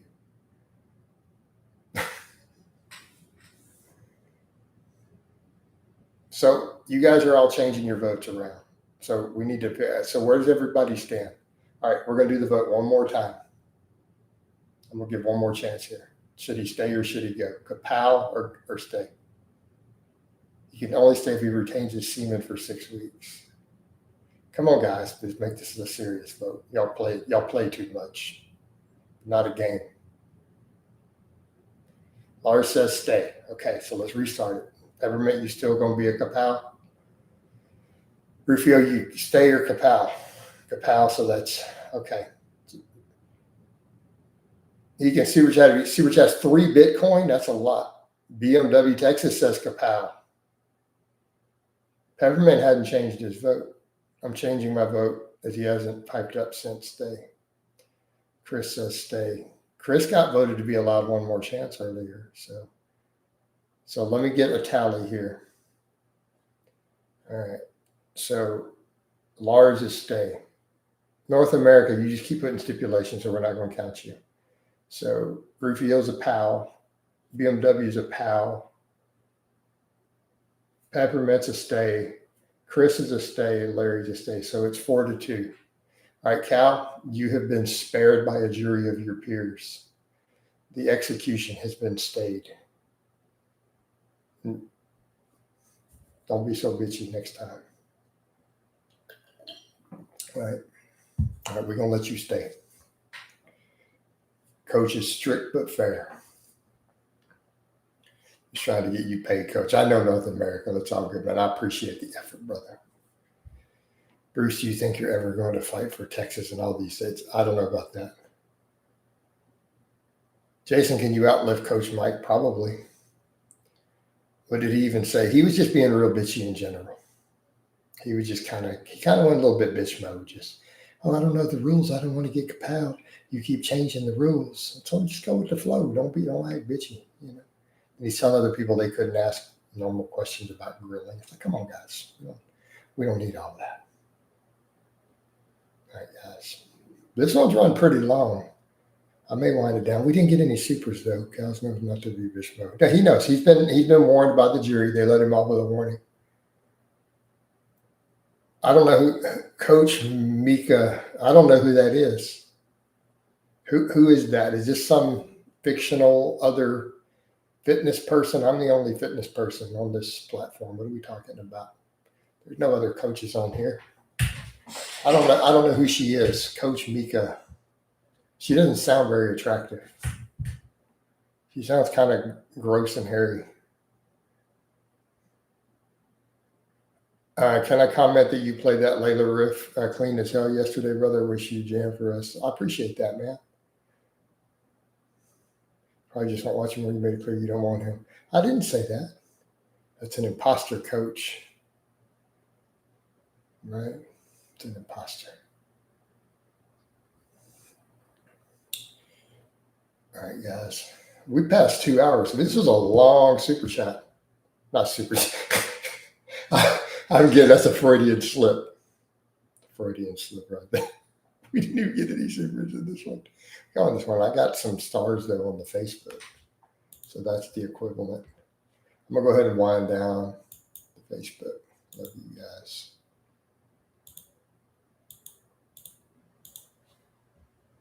All right. Record live sessions. Take on heavy singles. 2 hours is crazy work, Coach. All right, guys, I'm out of here. I love you guys. I will see you tomorrow morning in the coffee chat. And we're out. Wait, hold on. Not by Cepheus. Oh, Mount by Cepheus. Keeping it old school right there, baby.